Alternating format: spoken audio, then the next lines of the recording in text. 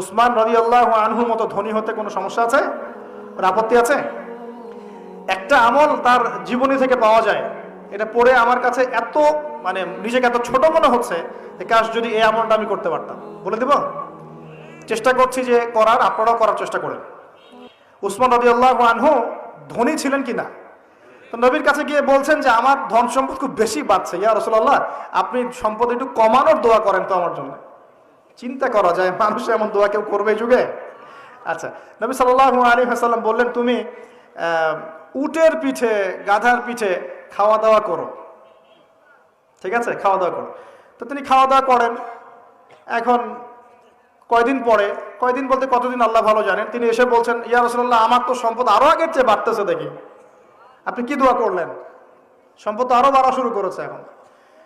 তখন তিনি বলছেন যে তুমি যখন খাও তখন তোমার হাত থেকে যদি খাবার পড়ে যায় তুমি কি করো?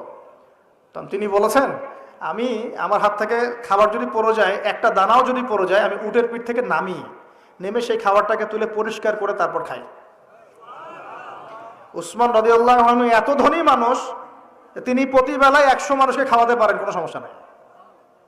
তিনি একাই তাবুকের যুদ্ধে 30,000 সৈন্যের দায়িত্ব নিয়েছেন।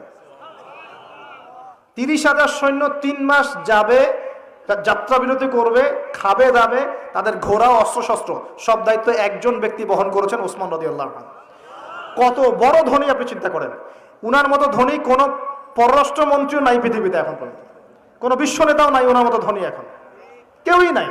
আর উনি কিন্তু তার এই ধন সম্পদ সুদের মধ্য দিয়ে অর্জন করেন নাই, তার ধন সম্পদ দুর্নীতির মধ্য দিয়ে অর্জন করেন নাই, তার ধন সম্পদ তিনি কিন্তু এই যে অন্যের সম্পদ অন্যায়ভাবে দখল করে অর্জন করেন নাই। তিনি সম্পদ অর্জন করেছেন বৈধ পন্থায়, হালাল ব্যবসা করেছেন। ব্যবসা করেছেন নাকি না? এই যে আমল, তখন নবীজি বলছেন যে তোমার আমল যদি এমনই হয় তাহলে তোমাকে আল্লাহ পাক সম্পদ দিবে না, কাকে সম্পদ দিবে? তুমি আল্লাহ পাকের যে সম্পদ, রিজিকের যে শুকরিয়া আদায় করো, কৃতজ্ঞতা প্রকাশ করো যে আল্লাহ আমাকে ভালোবেসে রিজিকটা দিয়েছেন, আমার হাত থেকে পড়ে গেছে, আমি তুলে খাই। এই যে আল্লাহ পাকের নেয়ামতের প্রতি তোমার যে শ্রদ্ধা, যে সম্মান, এর শুকরিয়া স্বরূপে আল্লাহ পাক তোমাকে এরকম সচ্ছল বানাই দিচ্ছেন, আর তো কিছু করার নাই। তো উসমান রাদিয়াল্লাহু আনহুর মতো ধনী হতে কোনো সমস্যা আছে? তিনি কৃপণ ছিলেন না, তিনি আল্লাহ পাকের নেয়ামতের শুকরগুজার ছিলেন। ভুল ব্যাখ্যা নিবেন না, তিনি আল্লাহ পাকের নেয়ামতের শুকরগুজার ছিলেন। আমরা আল্লাহ পাকের নেয়ামতের শুকরিয়া আদায় করবো ইনশাআল্লাহ, এবং যা রিজিক আল্লাহ আমাদেরকে দিয়েছেন এতে সন্তুষ্ট থাকবো ইনশাআল্লাহ, এবং হালালভাবে চলার চেষ্টা করব। আল্লাহ পাক আমাদেরকে ধন দিলে সেই ধন সম্পদ যতটুকু আমার পরিবারের জন্য প্রয়োজন, বাড়তিগুলো আমরা আল্লাহর পথে দান সাদাকা করবো ইনশাআল্লাহ তাআলা। আল্লাহ পাক আমাদের সবাইকে আল্লাহর রাস্তায় দান করার তৌফিক এনায়েত করুন, আমিন।